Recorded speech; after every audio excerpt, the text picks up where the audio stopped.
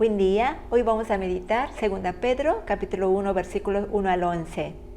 Si la primera carta de Pedro fue escrita para animar a los cristianos que estaban bajo la amenaza de la persecución, la segunda carta fue escrita para avisar a los mismos creyentes del peligro de los falsos maestros y herejías. Por eso el énfasis de la carta está en la palabra conocimiento de Cristo, que aparece 3 veces en la carta, y por lo mismo Pedro saluda diciendo en el versículo 2, gracia a ustedes y paz les sea multiplicada en el conocimiento de Dios y de nuestro Señor Jesús. Y en el 3 sigue diciendo, su divino poder nos ha concedido todas las cosas que pertenecen a la vida y a la piedad por medio del conocimiento de aquel que nos llamó por su propia gloria y excelencia. Y esta palabra conocimiento se refiere no al mero conocimiento intelectual, sino es un conocimiento pleno, profundo, experiencial y relacional. Y sigue en el versículo 4 diciendo, mediante ellas, o sea, mediante el conocimiento de Cristo, nos han sido dadas preciosas y grandísimas promesas para que por ellas ustedes sean hechos participantes de la naturaleza divina después de haber huido de la corrupción que hay en el mundo debido a las bajas pasiones. Pedro está afirmando que nuestra relación con Cristo nos lleva a ser participantes de la naturaleza divina, lo que significa ser transformados a la semejanza de Cristo, compartiendo su carácter y virtudes. Esto no es un simple cambio moral, sino una transformación profunda que afecta todas las áreas de nuestro ser. El famoso predicador Martin Lloyd-Jones explica que participar de la naturaleza divina es entrar en una relación viva y real con Dios a través de Cristo. Y no es solamente imitar a Cristo, sino permitir que su vida y poder fluyan a través de nosotros. Y no se trata de una mera mejora moral, sino de una transformación total. Es como un enfermo terminal que recibe no solo un tratamiento, sino un corazón nuevo, completamente sano y vigoroso, capaz de desarrollar el carácter de Cristo que aparece en los versículos 5 al 7. Y por esto mismo, Pedro nos insta a añadir a nuestra fe una serie de cualidades, como virtud, conocimiento, dominio propio, perseverancia, devoción, afecto fraternal y amor. Esta progresión indica un crecimiento continuo en la vida cristiana, una construcción sobre la fe inicial que lleva a una vida de santidad y amor. Veamos qué significa cada una de estas palabras. La fe dice que lleva a la virtud. ¿Qué es virtud? Es la excelencia moral y la valentía y carácter de firmeza para poder llevar una vida de santidad. ¿Qué es conocimiento? Conocimiento es el entendimiento espiritual y discernimiento de lo que viene de Dios. También significa el conocer los hechos de Dios.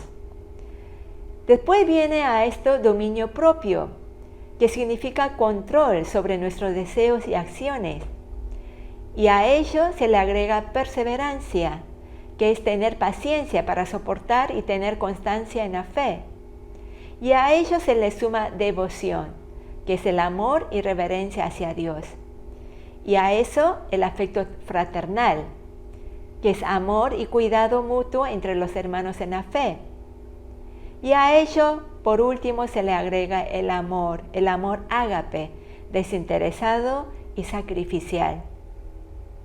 Esta lista no es opcional, sino esencial para el crecimiento espiritual. Cada cualidad se construye sobre la anterior y todas son necesarias para reflejar la naturaleza de Cristo. ¿Y cómo logramos esto? Porque los hermanos se quedan estancados muchas veces en el primer paso de la fe y no hay este progreso espiritual.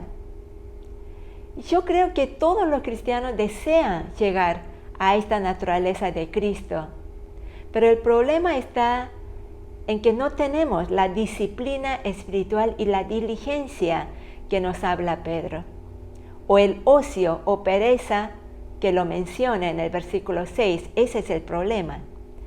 El crecimiento espiritual requiere un esfuerzo intencional y constante. Por eso Pedro nos insta a poner todo empeño, todo esfuerzo. Y en el versículo 10 repite otra vez, diciendo: por eso, hermanos, procuren aún con mayor empeño hacer firme su llamamiento y elección, porque haciendo estas cosas no tropezarán jamás. Hermanos, debemos ser esforzados y diligentes si queremos crecer espiritualmente. No debemos ser pasivos en nuestra relación con Cristo. Debemos presentarnos activamente todos los días a su mesa y comer del alimento que Él ya nos preparó. Escuchar su voz, hablarle e impregnarnos de su presencia, porque es la única manera de que nuestra naturaleza sea transformada a la semejanza de Cristo. Todas estas virtudes fluyen del conocimiento de Cristo. Sin un entendimiento profundo y creciente de quién es Jesús y lo que ha hecho, nuestras virtudes serán superficiales y temporales nada más. Pedro no se quedó siendo el pescador compulsivo, sino que él supo desarrollar estas virtudes al dar prioridad al conocimiento de Cristo. Él entendió lo que dijo Jesús en Juan 17:3. Y esta es la vida eterna, que te conozcan a ti, el único Dios verdadero, y a Jesucristo, a quien tú has enviado. La pregunta es, ¿cuánto conocemos a Cristo? Ojalá podamos llegar a declarar, como Pablo en su carta a los Filipenses: considero como pérdida todas las cosas en comparación con lo incomparable que es conocer a Cristo Jesús, mi Señor. Por su causa lo he perdido todo y lo tengo por basura, a fin de ganar a Cristo y ser hallado en Él. Que Dios lo bendiga.